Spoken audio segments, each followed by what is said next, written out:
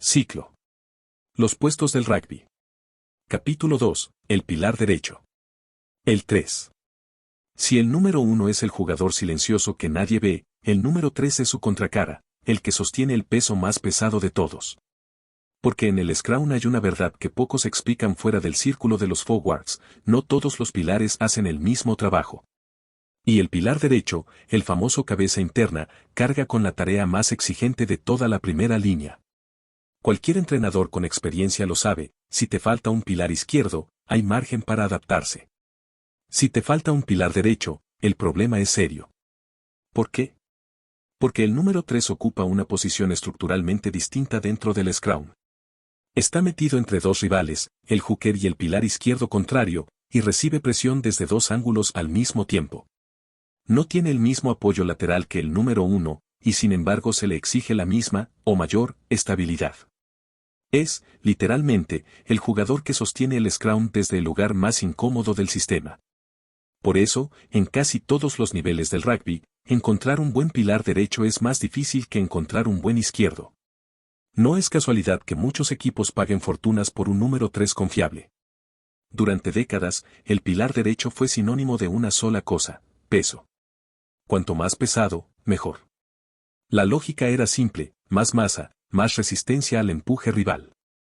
Y durante mucho tiempo funcionó así, en un rugby donde el Scrum era casi una prueba de fuerza bruta y poco más. Pero el juego cambió. Las reglas cambiaron. El Scrum empezó a exigir estabilidad, seguridad y seguridad técnica antes que kilos acumulados. Hoy el número 3 ya no es simplemente el más pesado. Es un especialista en absorber presión angular, mantener una base imposible de mover y transformar esa base en una plataforma segura para todo el pack. El pilar derecho moderno entrena su postura casi como un levantador olímpico entrena una sentadilla, ángulo de cadera, flexión de rodilla, alineación de columna. Cada detalle importa porque cada detalle puede ser la diferencia entre sostener el Scrum o colapsarlo. Si el duelo entre el 1 y el 3 rival ya es exigente desde el lado del pilar izquierdo, desde el lado del número 3 es todavía más complejo. El derecho no solo enfrenta al izquierdo rival, también recibe la presión indirecta del hooker contrario, que busca meterse en su espacio para desestabilizarlo.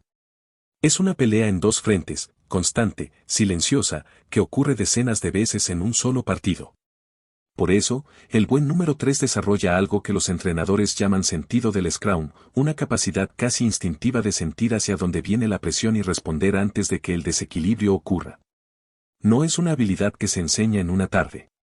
Se construye con años de repetición consciente. Como su compañero de primera línea, el número 3 del rugby actual no puede limitarse a la fase estática. Tiene que llegar rápido al breakdown, taclear con solidez, muchas veces frente a jugadores más rápidos, sostener el maul, aportar continuidad en el juego fase a fase.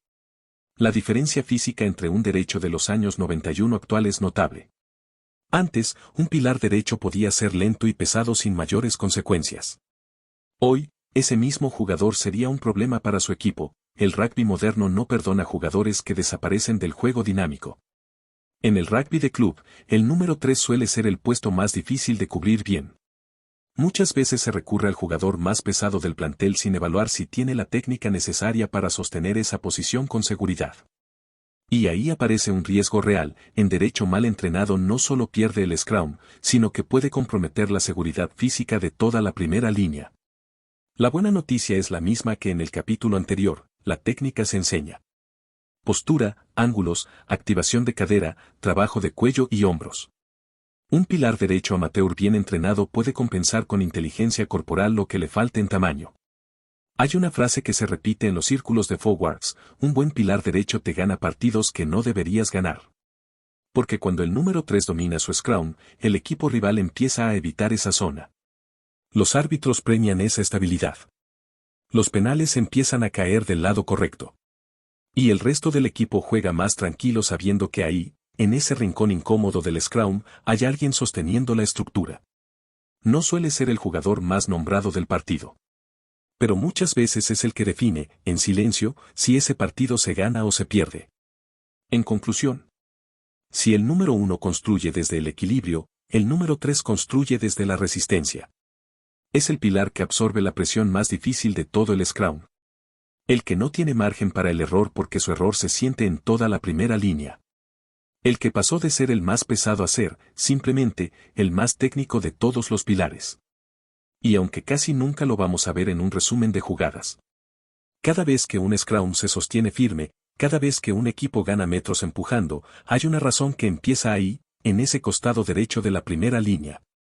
El número 3 no es solamente un pilar. Es la otra mitad del secreto mejor guardado del rugby.